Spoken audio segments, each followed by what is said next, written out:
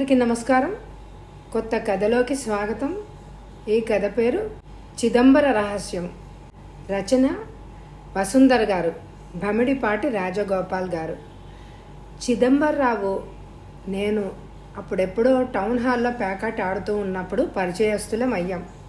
ఇప్పుడు అతను ఆడడం మానేశాడు, నేను మానేశాను. అయినా మా ఇద్దరికి అప్పుడప్పుడు పరిచయం అలా మెత్తగా సాగుతూనే ఉంది.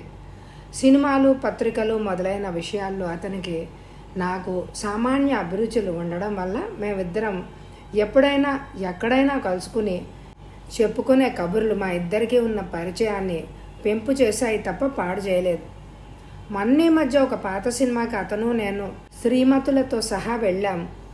మా ఆవిడ వాళ్ళ ఆవిడ ఒకే అగ్రహారపు ఆడపడుచులు అని తెలిసిపోయింది.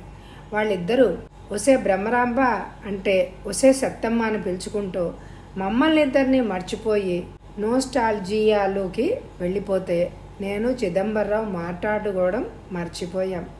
కొన్నాళ్ల కిందట ఈ ఊరి 30 కిలోమీటర్ల దూరంలో ఒక పల్లెటూరి భూములన్నీ ఈ ఊరి నగర అభివృద్ధి సంస్థ వాళ్ళు కొనేసి అక్కడ ఫ్లాట్లు వేసేసి ఇళ్ల స్థలాల కింద అమ్మినప్పుడు అక్కడ ఒక ఫ్లాట్ సంపాదిద్దామని పాటలు పడ్డ వాళ్లలో నేను చిదంబరం ఉండడం మరో విశేషం. లాటరీ తీసాం. ఆ లాటరీలో గెలిస్తే మీ ఫ్లాట్ అలాట్ చేయబడును అన్నారు నగర అభివృద్ధి సంస్థ వారు.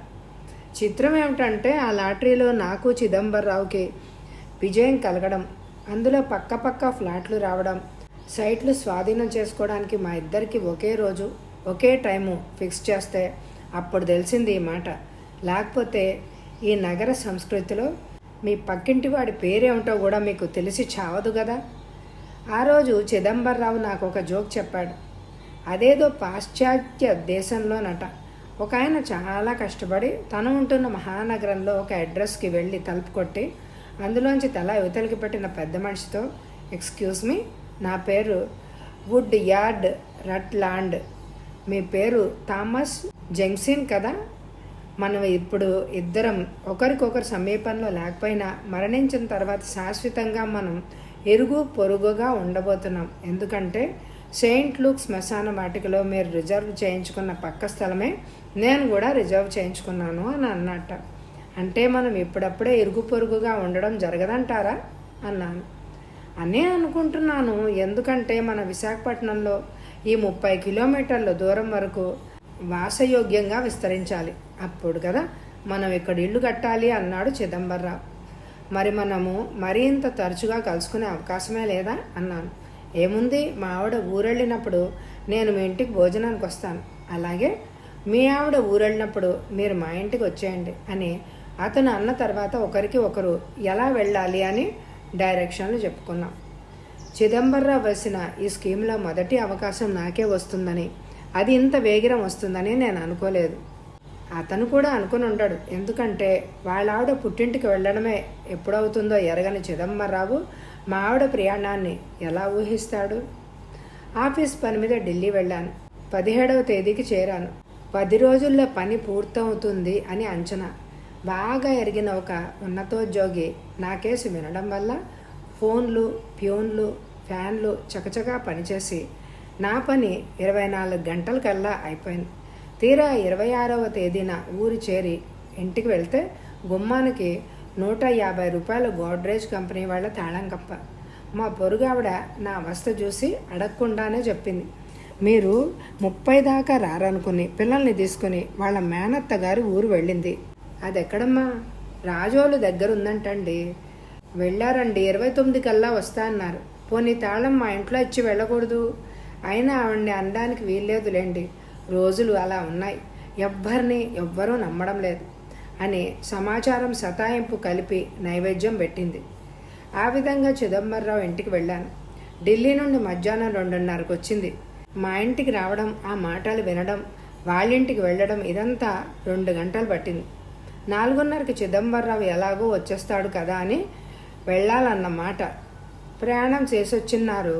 నీ మొహమే చెప్తోంది. స్నానం చేసి వరండాలో మంచం మీద రెస్ట్ తీసుకోండి, ఆయన 6 కాకముందే వచ్చేస్తారు అంది భ్రమరమ్మ గారు. స్నానం, రెస్ట్ మధ్య భోజనం ప్రసక్తి తేకుండా జాగ్రత్త పడుతూ. ఇంట్లో న్యూస్ పేపర్ లేదేంటి అన్నాను. ఈ మధ్యనే మానేశాను. న్యూస్ పేపర్ విలాస వస్తువు అయిపోయింది. మరేం చేయను? పైగా నాకు ఇష్టమైన పేపర్ మధ్యాహ్నం 3 దాటాక వస్తుంది. నేను ఇంటికి వచ్చేసరికి సాయంకాలం 6 అవుతుంది. అంటే లైట్ వేసుకొని చదువుకోవాలి అన్నమాట. మరి ఇంట్లో గాలి ఆడదు కదా, అంచేత ఫ్యాన్ కూడా వేసుకోవాలి. ఈ మధ్య కరెంటు ఛార్జీలు పెంచారు, మీకు తెలుసు కదా. అంటే ఏమైంది? లగ్జరీ మీద లగ్జరీ అయిపోతుంది పేపర్ మెయింటైన్ చేయడం. మా ఆఫీస్లో ఒక ఆయన ఈ ప్రక్రియను గురించి ఏమన్నాడో వింటారా? అతనికి విస్కీ అలవాటు ఉంది, సిగరెట్ అలవాటు కూడా ఉంది. లైటు ఫ్యాను వేసుకుని న్యూస్ పేపర్ చదువుకోవడం అంటే విస్కీ తాగుతూ సిగరెట్ కాల్చినంత లగ్జరీ అయిపోతుందిట అన్నట్ట. బై మీకు అన్నాడు. అబ్బే అదేం లేదండి అన్నాను మొహమాట పడుతూ. మేము అలా మాట్లాడుకుంటూ ఉంటే ఒక కుర్రాడు వచ్చి, సార్ పాత పేపర్లు అమ్మేస్తారా అన్నాడు. చెప్పాను కదటయ్యా, నువ్వు పాత పేపర్లు పాత రేటు మీద కొంటే ఇవ్వను. డైలీ పేపర్ రోజుకి ₹70 పోసి కొంటున్నాం. నువ్వేమో కేజీకి 2.5 చప్పున పట్టుకుపోతూ ఉంటావు. కేజీ 4.5 చేసి తీసుకుంటే తప్ప ఇవ్వను అన్నాడు చిదంబరరావు. ఆ అబ్బాయి వెళ్ళిపోయాడు. టీవీ, రేడియో కొనుక్కున్నాం గనక అవి ఎక్కడా పారేయలేం. వాటిలో వచ్చే వార్తలనే విని విశేష జీవితం గడిపేయాలి. ఇంచక్క సాధికారికంగా వచ్చే న్యూస్లు మాత్రం వినొచ్చు. అనవసరంగా మైండ్ పాడు చేసుకొని అక్కర్లేదు. ఏమంటారు అన్నాడు చిదంబరరావు. మీరు ఇలా అన్నిటికీ ధరలు కొడుతూ కూర్చుంటే ఆయన బయటికెళ్ళి భోంచేసేసి పడుకోవడానికి మాత్రం మన ఇంటికి వస్తారు అని అంటారు అంది భ్రమరాంబ దూరం నుంచైనా స్పష్టంగా సూచన అందిస్తూ. అది విని ఆశ్చర్యపోయాడు చిదంబరం. కథ సమాప్తం. ఈ కథ మీకు అందరికీ నచ్చిందండి? అయితే తప్పకుండా లైక్ చేయండి. అలాగే ఎండ్ స్క్రీన్లో ఉన్న ప్లేలిస్ట్లని స్కిప్ చేయకుండా చూడండి. Thank you very much my dear friends.